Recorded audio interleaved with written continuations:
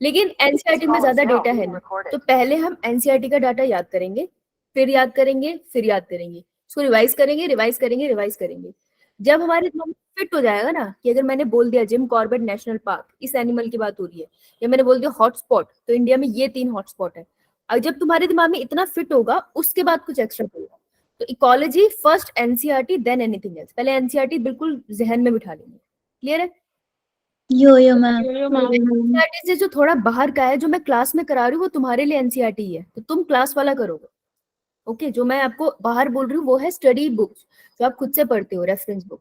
तो जो क्लास में कर रही हूँ उसको एनसीईआरटी ही कंसीडर करना है, और आपको वो करना है क्योंकि वो बहुत इंपॉर्टेंट है, आप इग्नोर नहीं कर सकते। क्लियर है? Yo ma'am. बोलो Manisha. Ma'am biodiversity 11th chapter, sorry, नवी 11th का चैप्टर।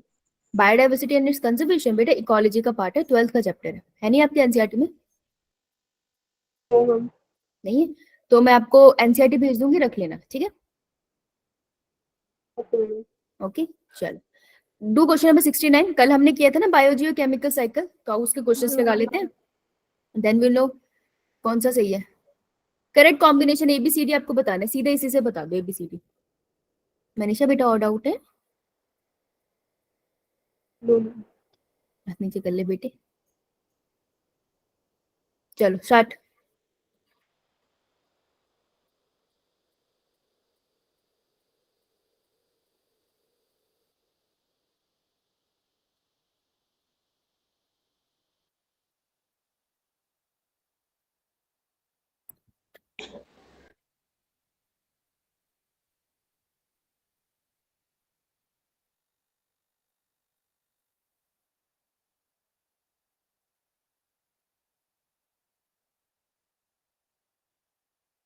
तन्वी तुम कॉलेज हॉस्टल में हो या पीजी में रह रही हो?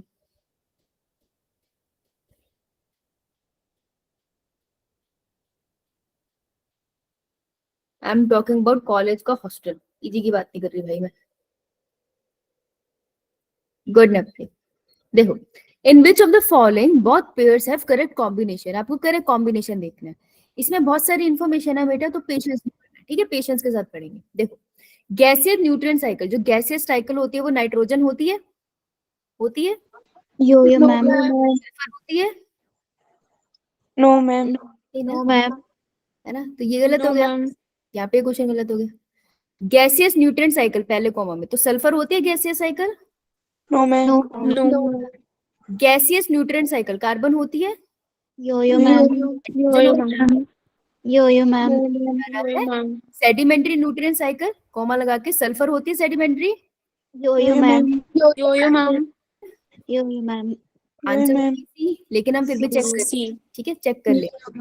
Gaseous nutrient cycle carbon and sulphur, sulphur तो नहीं होती ना, answer would be C, right? Yes ma'am. So always check other option also, ठीक है? आज मैं कल कर रही थी शाम क्लास के बाद क्वेश्चंस, और कि मैं आंसर पढ़ा और सामने बिल्कुल सही आंसर मिल गया, मैंने टिक कर दिया। मैं थक गई थी ना, क्लास ले गई, मैं फटाफट टिक किया, लेकिन जब मैंने फिर उसको क्रॉस चेक किया आंसर की से, गलत हो गया। तो मेरे को याद आया कि सारे ऑप्शन पढ़ने हैं, मैंने भी पढ़ने हैं बच्चों के लिए नहीं है सिर्फ, तो तुम भी पढ़ना, गलती हो जाती है, ठीक है? चलो क्वेश्चन 70 करो, फिर बायोडाइवर्सिटी करेंगे।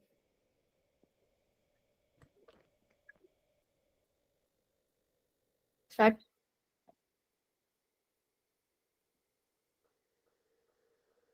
आराम से पढ़ो, ध्यान से करो, तुम्हारा कंपटीशन तुम्ही से है, आराम से और ध्यान से।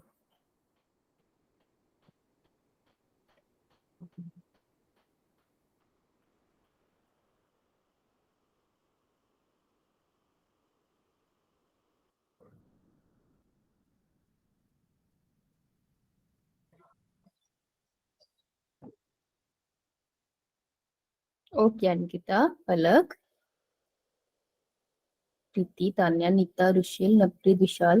देखो बिल्कुल डायग्राम बेस है, मैंने कल कहा था ना डायग्राम आता है लेबल होने के लिए, 2014 फिर से आ सकता है। तो एनसीईआरटी के डायग्राम नहीं छोड़ने, दिस इज कंफर्म, आपको एक क्वेश्चन तो मिलेगा ही, वैसे एक से ज्यादा होते हैं, तो 4 मार्क्स तो आपके कंफर्म है ना। ये आपको और एक कॉलेज से भगवा भी सकते हैं, तो ये तो कंफर्म करके जाने हैं। चलो given below are simplified model of phosphorus cycle. Phosphorus cycle की बात हो रही है, टेरेस्ट्रियल इकोसिस्टम में बात हो रही है, ये हमने पढ़ा था। आइडेंटिफाई करने ब्लैंक्स ए से डी। तो जब भी ऐसा हो आप पहले उसको खुद फिल कर लो, है ना। तो कौन है जिससे फिर सॉइल सॉल्यूशन में जाएगा? रॉक सबसे नीचे रॉक्स था, ठीक है। यो ये क्या था? कंज्यूमर से क्या होगा फिर सॉइल सॉल्यूशन में चला जाए? डेट्राइटिस डेट्राइटिस। अब सॉइल सॉल्यूशन से किसने अपडेट किया था फिर जिसको कंज्यूमर खाते हैं? और प्रोड्यूसर ने ऐसा क्या किया कि वो डेट्राइटिस बन गया? लाइटर फॉर्म लिटर फॉल मतलब डेड बॉडी फॉल होगी, है ना। ठीक है। P stands for rocks, ये रहा रॉक मिनरल, चेक कर लेते हैं। A stand for detritus, A stands for detritus. C stand for producer, ये C है, ये प्रोड्यूसर है। D stand for little fall, D stand for little fall. Answer would be C, है ना। तो पहले ऊपर सॉल्व कर लो, उसके बाद नीचे उसको ढंग से कैच कर लो, आपका आंसर गलत नहीं होगा। हाँ, एक एक नीचे ऊपर देखोगे ना फिर गलत हो जाएगा। भलेखा लग सकता है ना कि तूने देखा ए लेकिन फिर बी कर दिया, किसी को भी लग जाता है भलेखा तो, राइट। सो मेक श्योर कि आप पढ़ो ध्यान से। सबसे ज्यादा ह्यूमन एरर यही होते हैं, हम पढ़ते गलत है, हो जाता है सबसे, तो तुम ध्यान से पढ़ लेना, ठीक है। चलो आगे चले। अब यो मैम आगे तो चले, कहाँ गया ये रहा। चलो, तो हम बायोडाइवर्सिटी एंड कंजर्वेशन कर रहे हैं आज। हमारा सेकंड, हम पहले फर्स्ट पार्ट हम कर नहीं पाए थे ना, इंट्रोडक्शन हुआ था, राइट। कल इंट्रोडक्शन किया था हमने बायोडाइवर्सिटी। तो आपको क्या करना है, you have to be just focused, and जब भी तुम्हें समझना है मुझे वही रोक देना, ठीक है। अपने पास एनसीईआरटी रखना, एनसीईआरटी का जहाँ यूज होगा वहां पे यूज हो जाएगा, राइट। एनसीईआरटी में सीधे सीधे, और एंड में आप लोग स्क्रीनशॉट ले सकते हो, अदरवाइज आपको प्रेजेंटेशन तो मिलती है। तो आपको फोकस रहना है इसमें, because there is a lot of information जो भी तुम्हारे ऊपर ऐसे आएगी, ठीक है। तो बहुत सारी इन्फॉर्मेशन आती है तो घबरा जाते, तुम फोकस से सुनना, तुमको स्टोरीज याद रहेंगी, उसके बाद तुमको उसको पढ़ना पड़ेगा। फिर जब तुम उसको उसके बाद पढ़ोगे ना तब तुमको याद होना स्टार्ट होगा। तो क्लास में तुमको सिर्फ स्टोरीज सुननी है ताकि तुम्हें धीरे धीरे चीजें कुछ कुछ याद रह जाए, लेकिन इसको 24 आवर्स के अंदर रिवाइज कर लेना, ठीक है। यो मैम 24 आवर के बाद जो भी आपके दिमाग में रिटेंशन रह जाता है वो 50% से कम रहता है। 24 आवर्स में रिवाइज कर लो ना, 70% चीजें रिटेन रहती है। 42 आवर्स के अंदर करोगे तो मुश्किल से 50% रहती है, और तुम उससे नीचे जाओगे तो चीजें भूलती जाती है। तो 24 आवर्स में इसको रिवाइज कर, ठीक है। यो मैम राइट, तो आग लगा देने बिल्कुल पेपर में।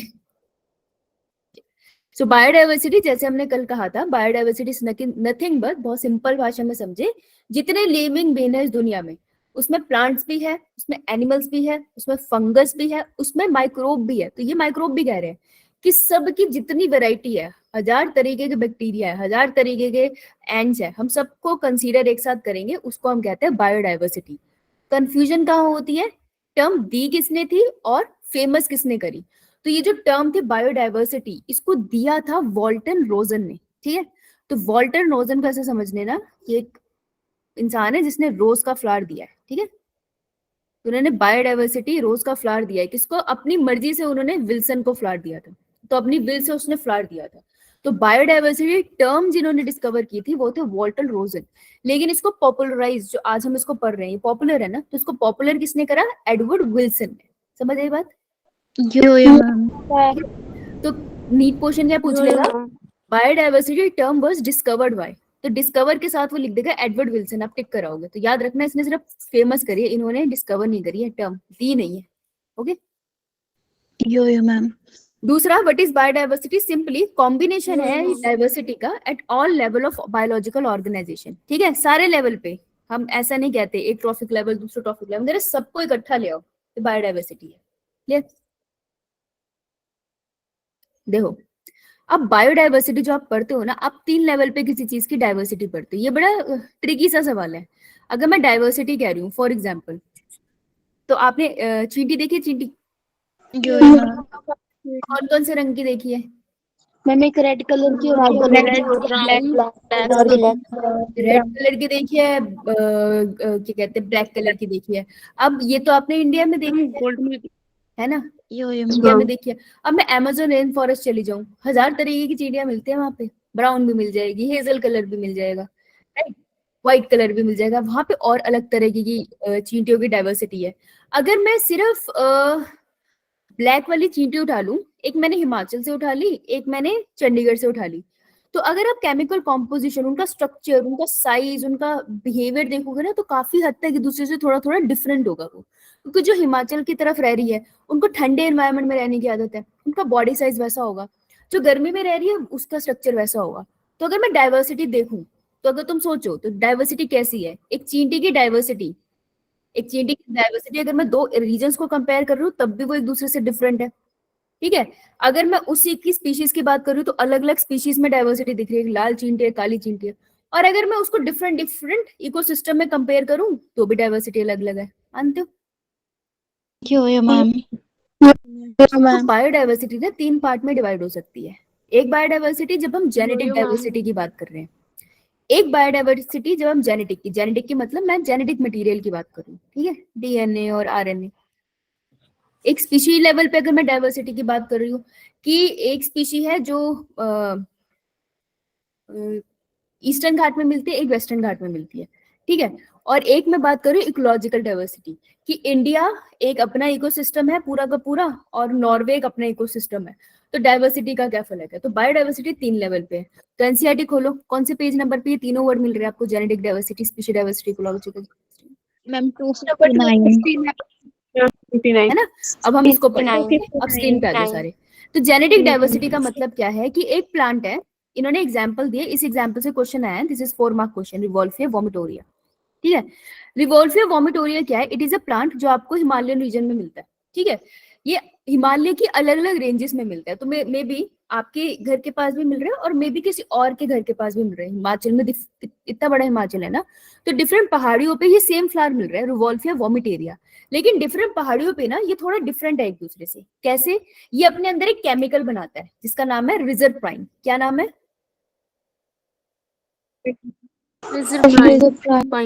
हाँ, तो रिजरप्राइन का खासियत क्या है, कि इसको हम बाहर निकालते हैं और इसको हम यूज करते हैं to treat high blood pressure.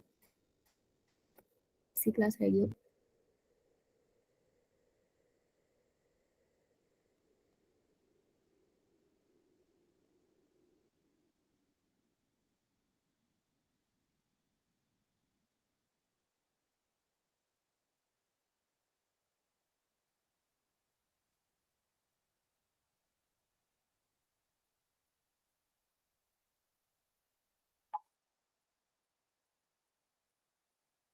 एक मिनट।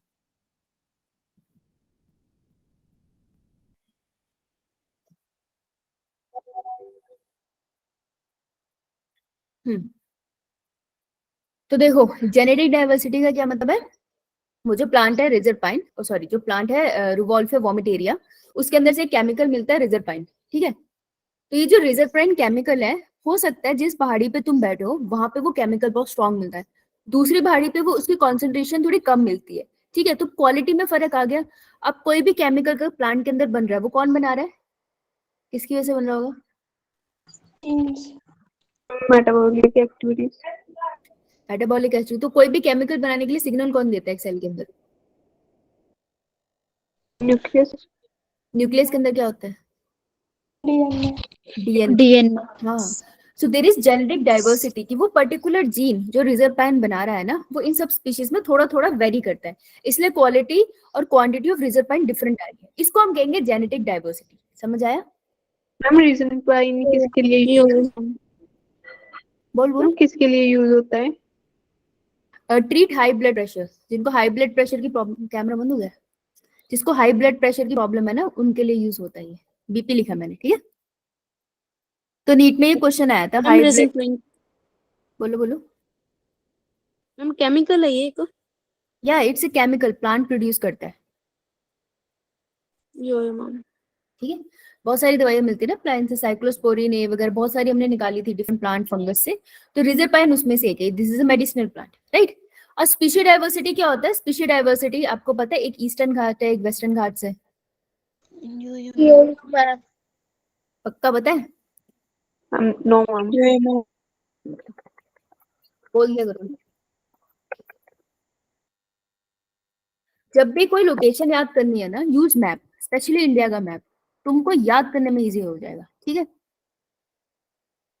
देखो इतना अच्छा नहीं है फोटो, देखो ये दिख रहा है, यो मैम देखिए नीचे वाला पार्ट है यो एक मैम वेस्टर्न घाट्स, ये वो है जहाँ पे मुंबई और केरला की साइड आ जाएगा। ये है ईस्टर्न घाट्स, मेरी वाली जहाँ पे मैं इस टाइम बैठी हूँ उस साइड पे ईस्टर्न घाट्स आते हैं, ठीक है। तो eastern Ghats and western Ghats, इनकी खासियत क्या है, ये बहुत अच्छे रिच है फॉरेस्ट के अंदर, इसमें बहुत सारे फॉरेस्ट है, अनएक्सप्लोर्ड फॉरेस्ट है, तो बहुत सारे आपको एनिमल्स एंड प्लांट्स मिलते हैं, ठीक है।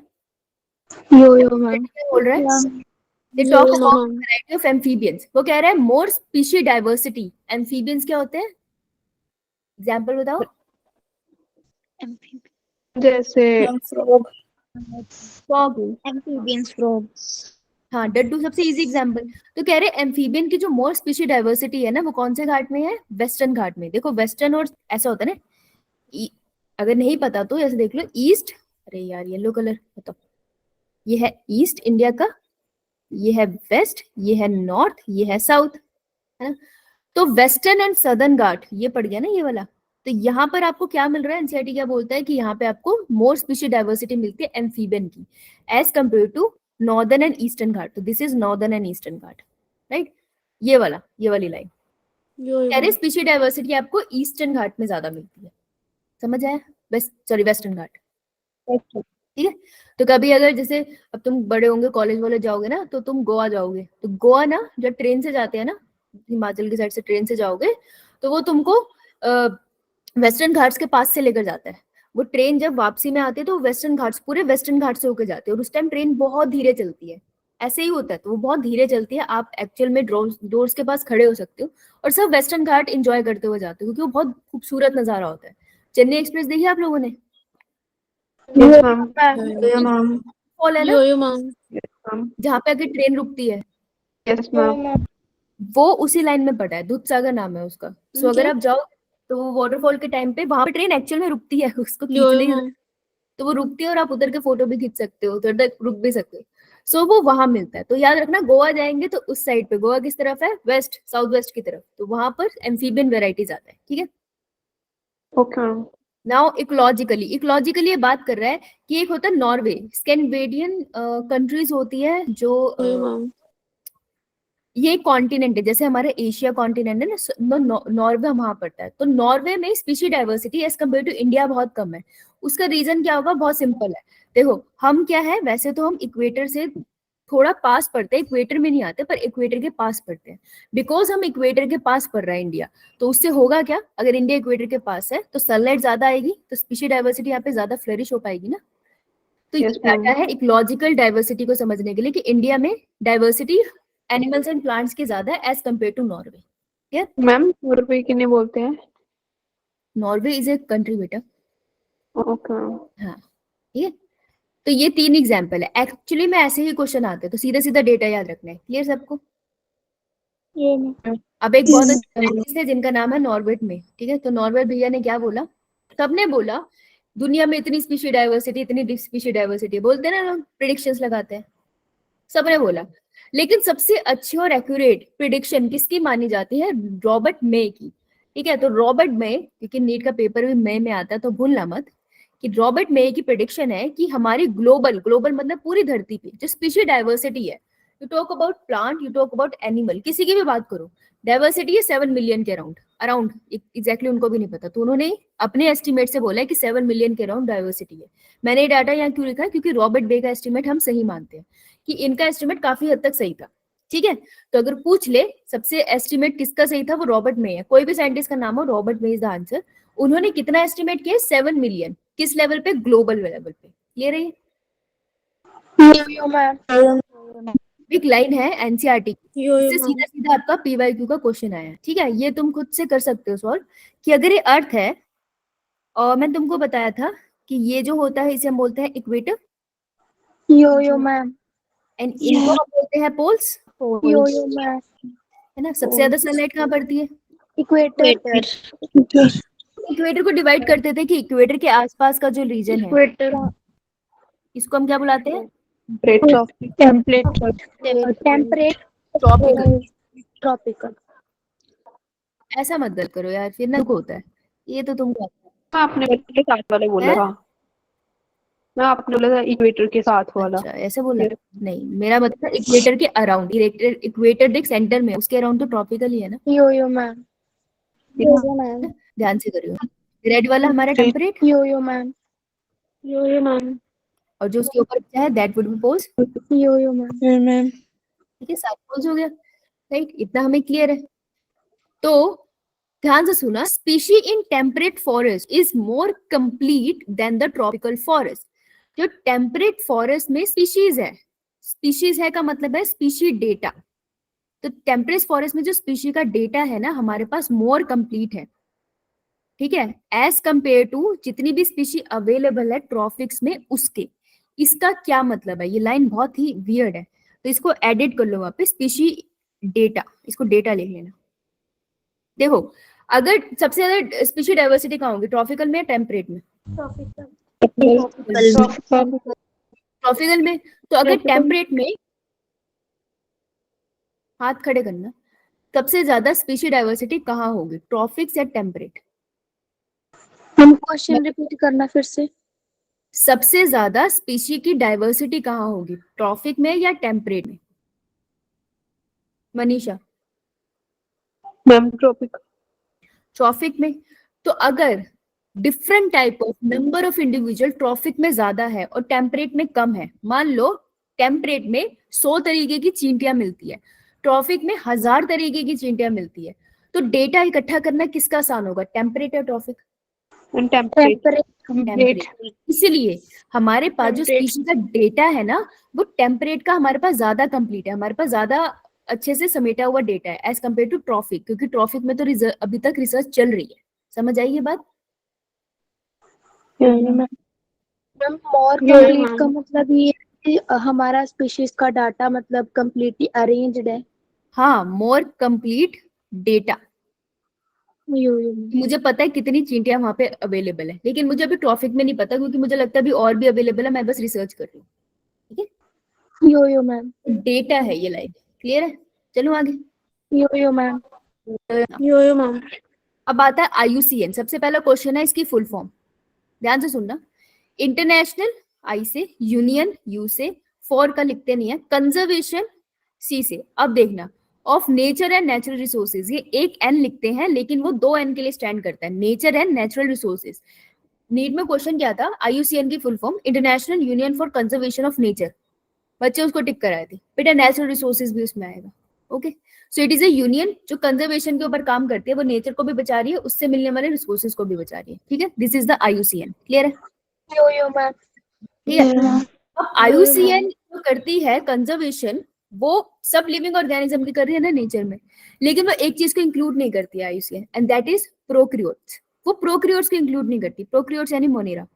अब मोनेरा को क्यों नहीं इंक्लूड करते कभी किसी डेटा को लेने के लिए या उसके कंजर्वेशन में, क्योंकि हमें पता ही नहीं है कितने बैक्टीरिया है। अभी तक हम उनको ढूंढ ही रहे हैं, क्योंकि दिखते तो है नहीं ना, तो हम उसको कल्चर कर करके ढूंढ रहे हैं। अभी हमें पता ही नहीं है और कितने डिस्कवर हो सकते हैं। तो किसी भी डेटा बुक में ना आपको बैक्टीरिया नहीं इंक्लूडेड दिखाई देते हैं। ठीक है, तो IUCN बैक्टीरिया को कंसीडर नहीं करता है। क्लियर है? Yo ma'am. अब IUCN ने बहुत इंपॉर्टेंट आपको वो भेज रखा है डिटेल। हाँ रिया, डाउट है? अब IUCN ने बहुत इंपॉर्टेंट डेटा दिया, सीधा सीधा क्वेश्चन आएगा, ध्यान से सुनो। All eukaryotic organism consist of 70% animal. ये कह रहे हैं प्लांट किड, ये कह रहे हैं आपको किंगडम क्लासिफिकेशन बनाओ तभी समझ आएगा। लिख रहे हैं मोनीरा होता है, फिर कौन आता है? Protista. Fungi. Fungi. Plantae Animalia. अलमेली। जब भी तुमको ऐसे आया ना क्वेश्चन कंपेयर करके आ रहा है, तो तुम ये बना लिया करो, ऐसे याद करना इजी होता है। अब देखो, अब याद होगा सबको। ऑल यूकैरियोटिक ऑर्गेनिज्म, अब यूकैरियोटिक कौन है ये? यस ये कह रहे हैं सारे यूकैरियोट्स में 70% सिर्फ एनिमल है, तो दे अकेले कितने हैं? 70%। ये कह रहा है उसमें भी, एनिमल में भी 70%। एनिमल में क्या क्या पढ़ते हो तुम? एनिमल में क्या क्या पढ़ते हो, कुछ तो याद होगा। Reptiles and invertebrate. Invertebrates. Invertebrate के अंदर आप एक ग्रुप पढ़ते हो, इंसेक्टा, यो मैम। जो किसके अंदर आता है? Yo ma'am. Ma'am arthropoda. Arthropoda है ना, धीरे धीरे रिकॉल होगा, कोई बात नहीं, नहीं याद है लेकिन सुनते रहो, कुछ कुछ याद आएगा, तुमने कभी भी पढ़ा तो याद आएगा, ठीक है। तो ये कह रहे हैं कि 70% एनिमल्स में, इनवर्टिब्रेट वर्टिब्रेट सब एक तरफ कर दो, 70% अकेले इंसेक्ट है, ये अकेले 70% है, ठीक है, राइट। अभी कह रहे प्लांट और फंगस का क्या कर रहे हो, कह रहे जो प्लांट और फंगस है ना वो कितना कॉन्स्टिट्यूट करते हैं, 22%, और प्रोटिस्टा कितना कह रहे हैं, 8%, क्योंकि इन्होंने मोनेरा को कंसिस्ट नहीं करा ना। तो अब समझ आया कि अगर एनिमल है हमारे कितने परसेंट, 70, फंजाई है हमारे और प्लांट है हमारे टुगेदर 22%, फंगस प्लस प्लांट, और प्रोटिस्टा है हमारे 8%, तो टोटल कितना हुआ, 100%। 100%। बायोडाइवर्सिटी एक्सप्लेन कर गई, ये पूरी बायोडाइवर्सिटी बोलते हैं ना, IUCN इसको बायोडाइवर्सिटी कंसीडर करता है, समझ आया। डेटा पे सीधा क्वेश्चन आएगा, स्टेटमेंट बेस्ड क्वेश्चन आ जाएगा सीधा, you have to learn it. How will you learn it, 70% animal अकेले हैं, उसमें 70% इंसेक्ट्स होते हैं, ये आपको याद हो जाएगा। उसके बाद आप कैसे याद रख सकते हो, आप ऐसे याद रख सकते हो कि फंजा और प्लांट एक साथ मिलके, मेरे को तो मतलब होल नंबर में 2 के टेबल में याद रहते हैं, टू बी ऑनेस्ट, कि जैसे 2 2 है तो 2 + 2 4, 4 का डबल 8, मुझे कुछ इस तरीके से याद है, but you have to make some calculations, ठीक है। तो ये चीज याद कर लेना, इस नंबर में सारे वो नंबर है जो 2 से डिवाइड हो सकते हैं ना, 70 भी हो सकता है, 20 भी हो सकता है, 80 भी हो सकता है, 8 भी हो सकता है। So try to recall it, कि डेटा इंपॉर्टेंट है। दूसरा डेटा देखो, अभी सिर्फ इंडिया की बात कर रहे हैं बेटा, ये जो मैंने पीछे बोला ना, दिस वाज ग्लोबल, ग्लोबल। हाँ बोलो। एनसीईआरटी में तो 7 लिखा है। कहाँ पर बेटा, मैम जहाँ पे लिखा है कि 10 animals on this planet, 7 are insects. बेटा यो मैम। जब भी एनसीईआरटी पढ़ो ना, पूरा पैराग्राफ पढ़ा करो, ठीक है, और पूरा पैराग्राफ मुझे भेजा करो। वो जो लिखा है ना, वो उन्होंने एग्जाम्पल लिखा है कि अगर हम कंसीडर कर रहे हैं दुनिया में 70% सिर्फ एनिमल है, और 70% में से भी 70% इंसेक्ट्स है, 70% को 100% ले और उसमें 70% इंसेक्ट है, तो वो कह रहे हैं कि आप ऐसे मान लो कि 10 में से इतने हमारे एनिमल होते हैं। वो तुमको एक एग्जाम्पल देके समझा रहा है, ओके मैम।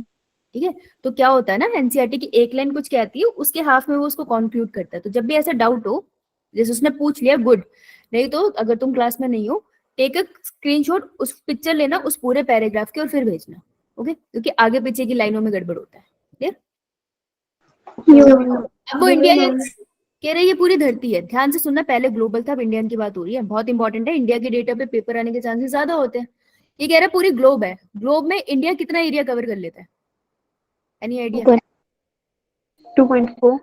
हाँ, वो कह रहा है कि सिर्फ 2.4, ये 24 कैसे लिख दिया, 2.4 है ये, सॉरी, ठीक है। तो ये कह रहा है कि एरिया कितना कवर किया, एरिया मतलब कितनी जगह घेरी है, तुम बैठे हो ना, तुमने कितना एरिया कवर किया, तो कह रहे हैं इंडिया ने एरिया कितना कवर किया, 2.4, ठीक है। लेकिन कह रहा है 100% बायोडाइवर्सिटी ने दुनिया में, उसमें से अकेला 8.1% बायोडाइवर्सिटी सिर्फ इसके पास है। 8.1% बायोडाइवर्सिटी बहुत ज्यादा है, तो मतलब इतनों सा एरिया में इतनी सारी डाइवर्सिटी लेके बैठे हैं, मतलब एक छोटा सा इंसान है, चुपचाप बैठा और उसके दिमाग में इतनी सारी नॉलेज है, इट्स लाइक दैट। तो याद रखना कि इंडिया का एरिया कम है लेकिन उसके पास बायोडाइवर्सिटी ज्यादा है, ठीक है। 2 से 4, 4 से 8, मुझे ऐसे याद है, 2 4 8, right. So remember this data, simple simple important है, राइट। इसकी वजह से जो हम है ना, वो 12 मेगा बायोडाइवर्सिटी कंट्री के अंदर आते हैं। तो पूरे ग्लोब में, ग्लोबली 12 मेगा डाइवर्सिटी वाली कंट्रीज हैं, जो कंट्री फेमस है बहुत सारी बायोडाइवर्सिटी के लिए, वहां अलग अलग तरीके के प्लांट्स और एनिमल्स मिलते हैं, हम उसमें से एक है। फर्स्ट कौन आता है ये जानने का क्वेश्चन है। तो फर्स्ट मेगा बायोडाइवर्सिटी कंट्री कौन है, जहाँ अमेजोन रेन फॉरेस्ट है। कहाँ है Amazon rain forest, Africa. That is in Brazil. इसका काफी ज्यादा पार्ट ब्राजील में आता है, यूएस में भी आता है, साउथ अमेरिका के अंदर भी आता है, मेजर पार्ट ब्राजील में आता है। तो फर्स्ट मेगा बायोडाइवर्सिटी कंट्री जिसको हम मानते हैं कि सबसे ज्यादा बायोडाइवर्सिटी जहां है, that is Brazil, clear. Yo ma'am. So you have to learn this data, इसलिए मैंने कहा था आपको आएगा। अब कहीं किसी में ये क्वेश्चन आ सकता है, तो याद रख लेना साइंटिफिक नेम है, वैसे आपको पता है कि इंडिया का नेशनल एनिमल कौन है, टाइगर। टाइगर, लायन नहीं है, ठीक है। तो पैंथेरा टिग्रिस साइंटिफिक नेम है। National bird is peacock, peacock को हम बुलाते हैं पावो। बेटा डाउट है किसी को, नो मैम। नेशनल फ्लावर है हमारा लोटस, उसको हम निलंबो बुलाते हैं। नेशनल फ्रूट है हमारा मैंगो, मैंगीफेरा इंडिका। ठीक है, तो साइंटिफिक नाम याद रख लेना, नॉर्मल उनको पता है, आपको पता है, साइंटिफिक नाम में कंफ्यूजन होता है। ओके, अब देखो हमको बायोडाइवर्सिटी, हाँ विशाल डाउट है? मैम मतलब बार का ये इस मतलब चैप्टर का नहीं है क्लास के बाद मैम। हाँ? मैम अब देखो, अब कंजर्वेशन, अगर बायोडाइवर्सिटी है, कंजर्वेशन के भी कुछ मेथड होंगे, तो ना बहुत सारे आपको सबमिट्स मिलेंगे। आप कोई भी हेल्प बुक खोलना, आपको दुनिया जहान के मिलेंगे। अब आपको याद क्या करनी है, या तो आप सारे याद कर सकते हो, आपकी मर्जी है।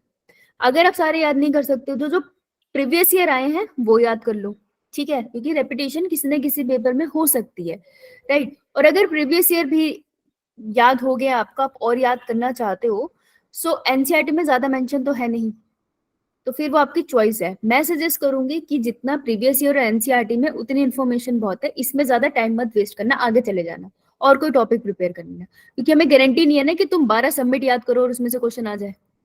That is a lot of investment of time, so don't waste time on that. Okay? जो मैम अब ये आपको बहुत सुनने को मिला होगा कि अर्थ समिट हुआ था, ठीक है।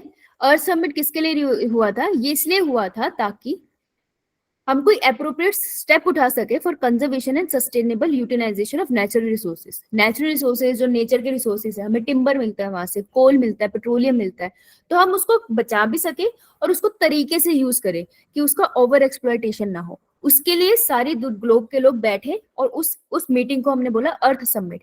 कहाँ बैठे थे वो? रियो दी जेनेरियो में, ठीक है, रियो दी जेनेरियो के अंदर ये हुआ था। उसके बाद सब बैठे, उन्होंने डिसाइड करा कि हम ये स्टेप लेंगे और अर्थ में नेचुरल रिसोर्सेज को ढंग से यूज करेंगे। फिर सब चले गए अपनी अपनी कंट्री में, लेकिन अब ये भी तो देखना है ना कि रिजल्ट आया या नहीं। तो सब दोबारा से मिले, अब इस समिट को हम बोलते हैं वर्ल्ड समिट, ठीक है। तो अर्थ समिट में मिले थे पहली बार नेचुरल रिसोर्सेज को डिस्कस करने के लिए। वर्ल्ड समिट में वो आए एक तरह से रिपोर्ट कार्ड लेने के लिए कि अच्छा बताओ इंडिया में कितना हुआ, चाइना में कितना हुआ, यूएस वालों ने कितना किया कंजर्व, ठीक है। तो वर्ल्ड समिट 2002 में हुआ था जोहान्सबर्ग के अंदर, ठीक है। इसमें 190 कंट्रीज ने प्लेज किया था कि वो बायोडाइवर्सिटी लॉस को 2010 तक कम कर देंगे, ठीक है। तो ज्यादा से ज्यादा पूछ लेंगे कितनी कंट्रियों ने कसम खाई थी? 190 कंट्रीज ने साइन किया था कि यार हम कम कर देंगे बायोडाइवर्सिटी का loss. Okay, this is completely data, इसमें कुछ ऐसा है नहीं जो मैं समझा पाऊँ, तो ये डेटा है, आपको याद करना पड़ेगा, राइट। अब ये बताओ what is stable ecological community? Stable मतलब, स्टेबल का मतलब होता है सडनली कुछ भी चेंज ना हो जाए। स्टेबल का मतलब ये नहीं होता रुक जाए, स्टेबल का मतलब सडनली कुछ भी चेंज ना हो, एक नॉर्मल सी दिन चर्या चल रही है। इकोलॉजिकल कम्युनिटी मतलब है एक इकोसिस्टम की बात हो रही है जहाँ पे डिफरेंट स्पीशीज के ऑर्गेनिज्म रहते हैं जो एक दूसरे से ब्रीड नहीं कर सकते, आपस में ही ब्रीड कर सकते हैं। तो एक स्टेबल इकोलॉजिकल कम्युनिटी के पास क्या क्या फीचर होने चाहिए? What do you think?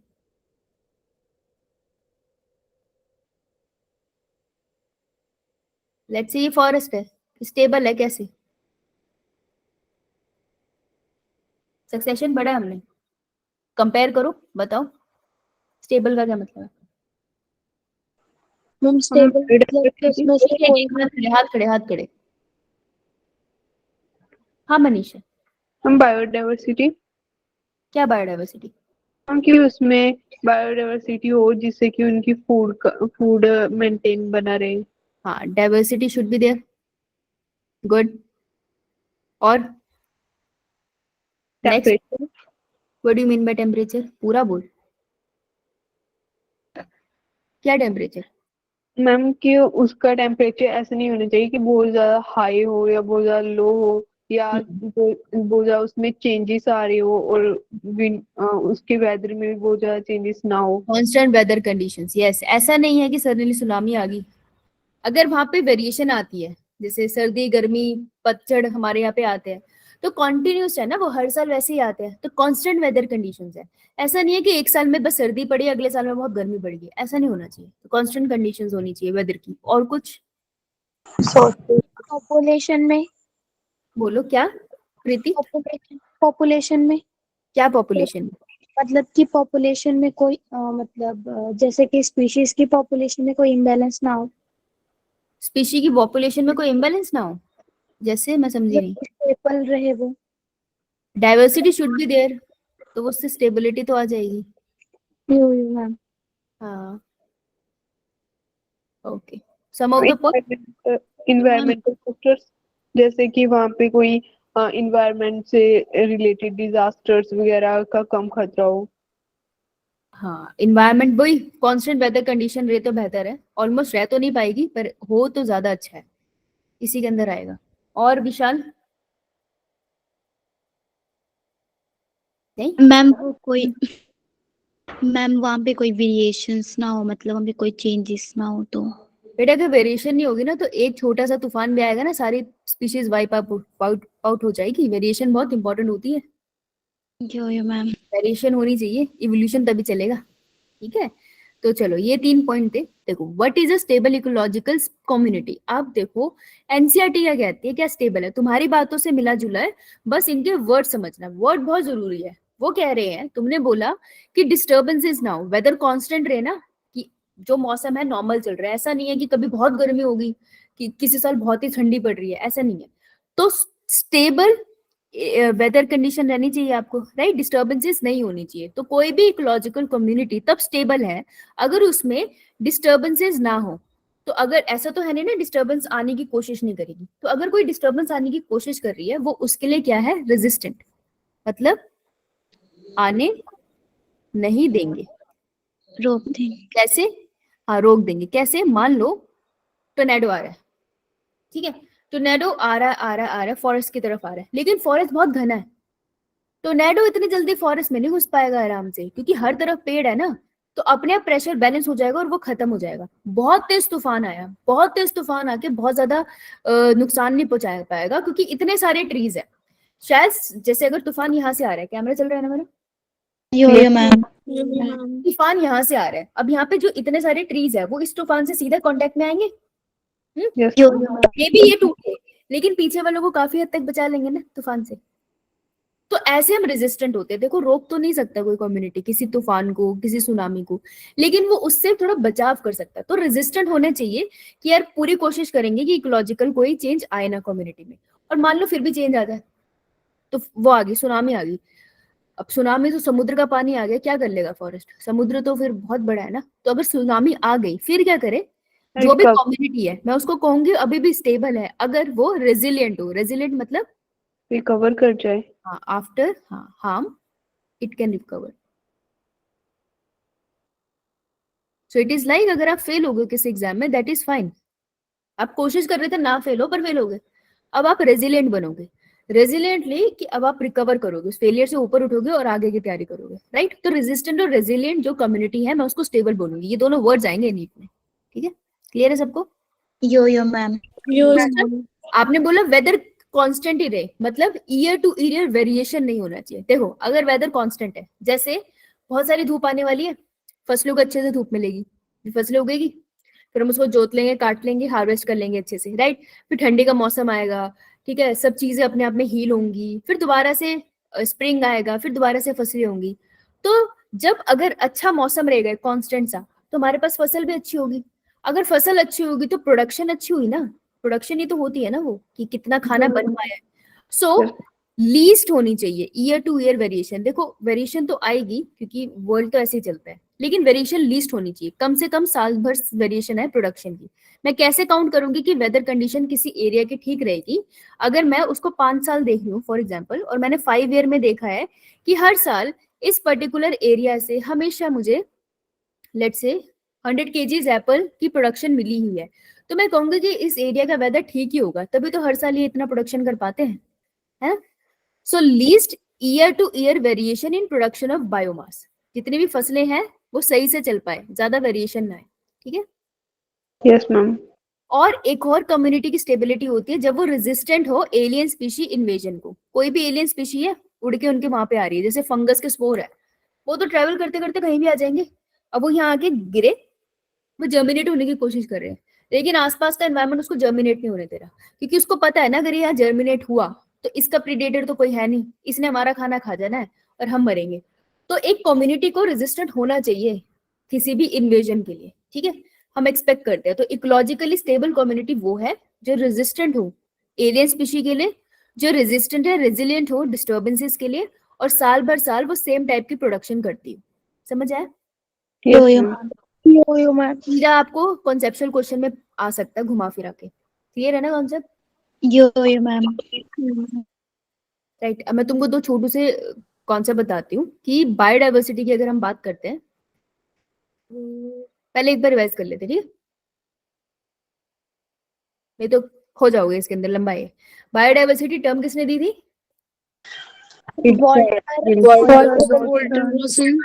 Famous किसने करी थी?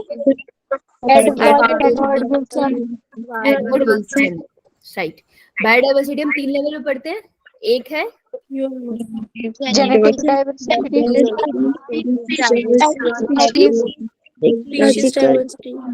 ठीक है, माइक बंद। हाँ, माइक बंद। ब्रिजरपाइन कौन सा प्लांट सिक्रीट करता है? मनीषा? भूमि? Wolffia vomitoria. हाँ, भूमि रिजरपाइन किसको ट्रीट करने में मदद करता है? High BP. High BP, very good. India कौन थे जिन्होंने सबसे अच्छा एस्टिमेट दिया था बायोडाइवर्सिटी का दुनिया में, ग्लोबल लेवल पे? किससे पूछा है? रॉबर्ट में। सॉरी, प्रिया। प्रिया रॉबर्ट में। और उनके हिसाब से कितनी अराउंड स्पीशी डाइवर्सिटी है पूरी दुनिया में, प्रिया? 7 मिलियन। 7 मिलियन। प्रिया से पूछा ना, 2 प्रिया कैसे आ रही है भाई? प्रीति नहीं, प्रिया बोला मैंने। Neeta? Data of species diversity, ध्यान से सुनना, डेटा ऑफ स्पीशी डाइवर्सिटी किसका कंप्लीट है, टेम्परेट का या ट्रॉफिक्स का? Ma'am question repeat. Data of species diversity किसका ज्यादा कंप्लीट है, टेम्परेट का या ट्रॉफिक का? टेम्परेट। टेम्परेट का। ऐसा क्यों है नेहा? मैम क्योंकि वहाँ पे स्पीशीज मतलब कम है ट्रॉफिक के कंपैरिजन में, इसलिए जो वहाँ का स्पीशीज है उसका डाटा मतलब रखना इजी है। हाँ, हमारे पास इजी है। IUCN किसको इंक्लूड नहीं करता अपनी डिस्कशन में सारा? किसको? प्रोटिस्टा। प्रोकैरियोट्स को। यस। इंडिया, तान्या, कितना % एरिया कवर करता है वर्ल्ड का? 2.4। और वो कितनी % बायोडाइवर्सिटी को होल्ड करके रखता है? 8.1। 5 मेगा बायोडाइवर्सिटी कंट्री में सबसे पहली कौन सी है रैंक पे? Brazil. Brazil, very good. Preeti? Yo ma'am. Ecological community अगर स्टेबल है, उसका कोई एक फीचर बता दे, तब मैं बोलूंगी इकोलॉजिकल कम्युनिटी स्टेबल है। Resistance of alien species. Alien species invasion, alien species के आने के लिए वो रेजिस्टेंट है, वेरी गुड। विशाल, दूसरा कोई पॉइंट? मैम वेरिएशंस आनी चाहिए बायोमास में। नहीं आनी चाहिए, लीस्ट वेरिएशन आनी चाहिए। यस मैम, लेस बोला था। हाँ, वेरी गुड, शाबाश, उल्टा बोली। गुड। चलो आज क्वेश्चन करते हैं, ठीक है? नया कॉन्सेप्ट नहीं कराना चाहती क्योंकि वो एक दूसरे से इंटरकनेक्टेड है, कि तुम्हारा खराब हो जाएगा कॉन्सेप्ट।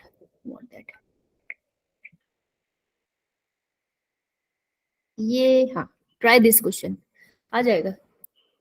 इनडायरेक्टली हमने इसके बारे में बात करी है, डायरेक्ट नहीं करी। ट्राई। मैं क्लॉक स्टार्ट कर रही हूँ, ठीक है?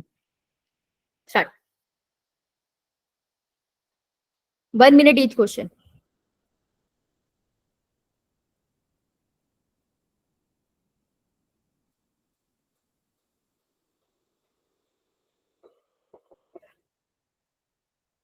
सब छोड़ो, मैं इतनी गोरी कैसे लग रही हूँ आज? यार आज तो मैं नहाई भी नहीं। अच्छा, तो बिना नहाए लगते वो? ओ अच्छा, बिना नहाए चमकते हैं। बताओ, इतना पानी वेस्ट कर दिया जीवन में। चलो भाई, 30 सेकंड्स में हो गए तो शाबाश। दिया send. Which of the following regions of the globe exhibit higher species diversity? देखो, वेस्टर्न घाट में होती है, मेडागास्कर में तो बहुत होती है, हिमालयस भरे पड़े हैं, लेकिन सबसे बड़ा lungs of the globe are, earth के लंग्स किसको कहते हैं हम? Amazon rain. ये लंग्स है हमारे, ठीक है? भूलना नहीं है।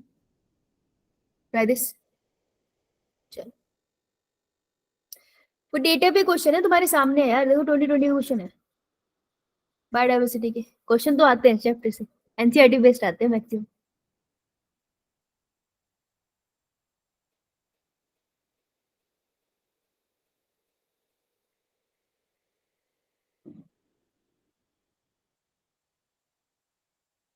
गुड.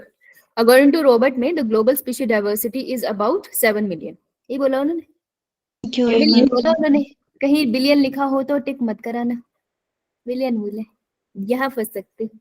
ठीक है, तो जहां फंसते हैं ना वहां पे एनसीईआरटी में लिख ले बड़ा बड़ा ऐसे, इसको टिक करके ना साइड में छोटा सा लिख ले that not billion but M से मिलियन. तुम भूलोगे नहीं. जहां तुमको पता है ना तुमसे एरर होगा, तुम अपने नोट्स में वही मेंशन करो मुझसे एरर क्या होगा, फिर तुमको याद रहेगा ये गलती नहीं करनी है, क्योंकि तुम ही जानते हो ना तुमसे गलती कहाँ होगी. सही से समझ आई. अपनी गलती लिख लो, फिर तुमसे गलती हो ही नहीं सकती. Answer would B D. Try this one. इसका आंसर ही लिखा हुआ है, बताओ. नहीं, ये तो तुमने अभी किया नहीं है. ये पता ना, 8th पता है तुमको.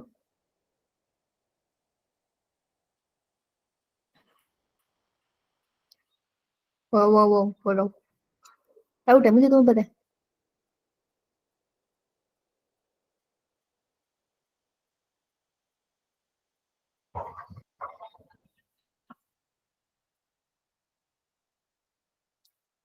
Largest mammal on earth is blue whale. ठीक है, जो है मैम मैमल ऑन अर्थ. अपने बच्चों को ये दूध पिला सकती है. हमारे लिए जो एक्वेटिक एनिमल है इंडिया का, that is river dolphin. Ganges में आपने सुना है गंगा की जो रिवर डॉल्फिन है वो बंदी हो चुकी है. जो है मैम वहाँ पे इतना ज्यादा कूड़ा कचरा डाला जाता है कि वो अंधी हो चुकी है. उनको दिखता नहीं है, ब्लाइंड है वो. गंगा का पानी देखा है कैसा दिखता है, मिट्टी वाला है ना. जो है मैम अंधी है वो, उनको दिखता नहीं. और क्योंकि वहां पे क्या करते हैं हम लोग, बोन्स को विसर्जन करते हैं ना, तो क्योंकि हड्डियों को वहां बहाया जाता है, तो वहां के जो डॉल्फिन है उनके मुंह में वो लग गया ना ह्यूमन बोन्स का टेस्ट, इसलिए वो आदमखोर भी हो गया. आदमखोर होती है जो इंसानों पे अटैक कर सकती है, तो वो डॉल्फिन हमें आराम से खा सकती है. हमने बना दिया उन्हें. ठीक है, सो आंसर इज डी. बहुत बढ़िया. ये कैसे रह गए खत्म, मैंने मिटाए तो थे. ये बताओ ऐसे कैसे चलेगा. अच्छा ये तो तुम यहाँ पहुंचे नहीं. हाँ ये बताना, इंटरेस्टिंग क्वेश्चन है, सोचो.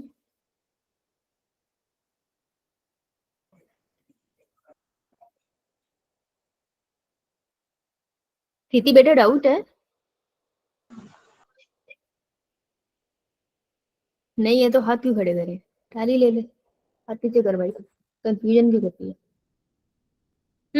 विच of the following has maximum genetic diversity in India. Himachal के होके वैसे इमोशनल मत होना. हम लिखेंगे सेब, लिखेंगे सेब लिख सकते हो, नहीं है.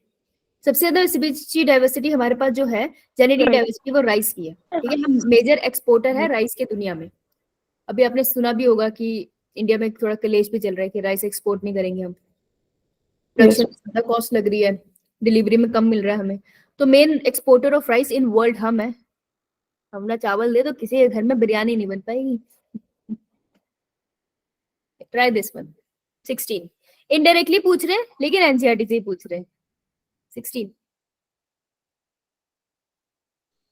तुमको पता है इसका आंसर. हमने अभी करा था पीछे किंगडम में सबसे ज्यादा डाइवर्सिटी एनिमल है. एनिमल के अंदर भी आर्थ्रोपोडा में इंसेक्ट्स की है. So answer would be B. Biodiversity में ऐसे ही क्वेश्चंस आते हैं. ठीक है, चलो किसी को कुछ पूछो बेटा. नहीं, प्रीति कोई है लगता है शायद, कोई बात. चलो ठीक है, कल मिलते हैं हम लोग. इसको रिवाइज करके आना, अदरवाइज भूल जाओगे.